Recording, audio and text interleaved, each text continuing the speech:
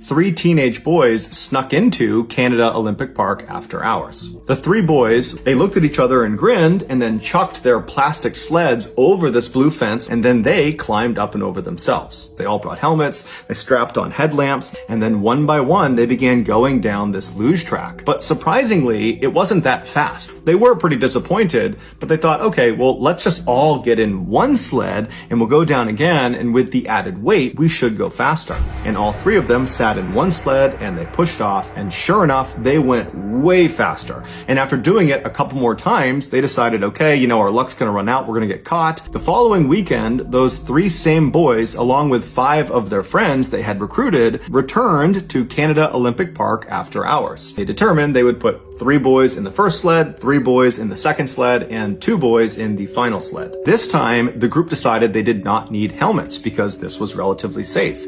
They also decided not to bring headlamps because they figured it would be more exhilarating to go flying down this track in the darkness. And so a little after midnight on February 6th, the first 3 boys climbed into the first sled and pushed off. At first, it was going exactly to plan. It was fun, they were going fast, it was exhilarating, but then disaster struck.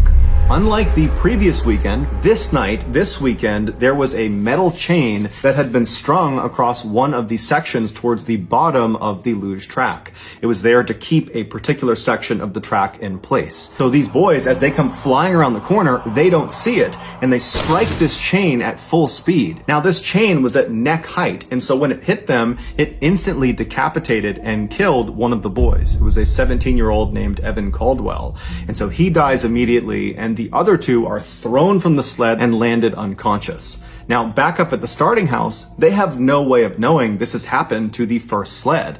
Not only because they can't see anything, but also because the boys in the first sled are not making any sound. They're either unconscious or deceased. And so at some point, this second group of boys thinks they've waited long enough to account for the first sled to get down and out of the way. And so they load up their sled and they push off. And so they go flying down, it's going great, but just like the first sled, at some point they turn that corner and they hit that chain. But miraculously, the second group of 3 boys, they hit the chain in such a way that they kind of slipped under it. And so they were all thrown from their sled and kind of smashed into the track, but the worst injury of the second sled was just a broken ankle.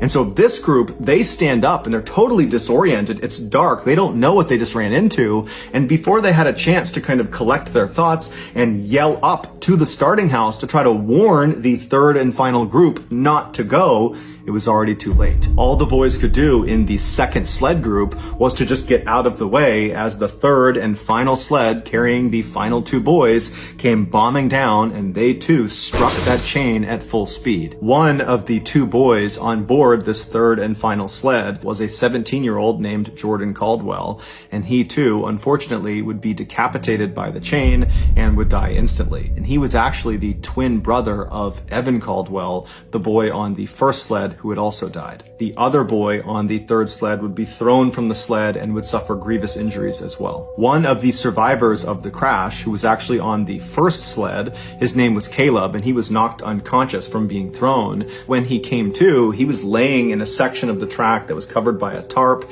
and at first he couldn't see anything, he couldn't hear anything, but he just felt like there was something lodged in his throat, and it was making it very hard to breathe. Most likely that was just from his throat being crushed in from hitting that chain. And so as he's struggling to breathe, his senses began to come back to him, and his sight came back, and he noticed he was laying down, and one of the boys who had been on the second sled was kneeling next to him. This was one of the boys that had not been badly hurt, and he had his hand on Caleb's shoulder, and he was praying for Caleb to survive.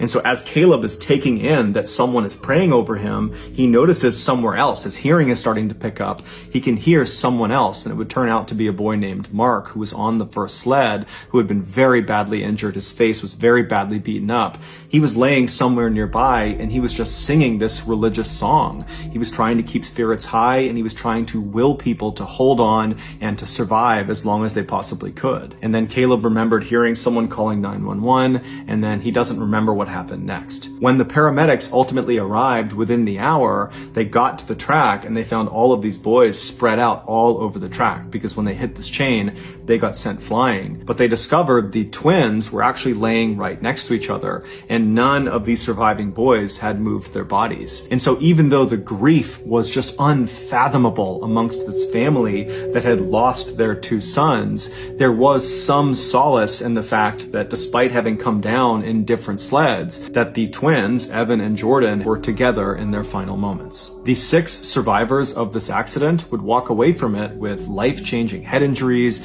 and other medical issues, and they would walk away with an indescribable sense of guilt and regret. But they consider themselves lucky because at least they survived. Just know that I really appreciate your support, and until next time, that's going to do it. See ya.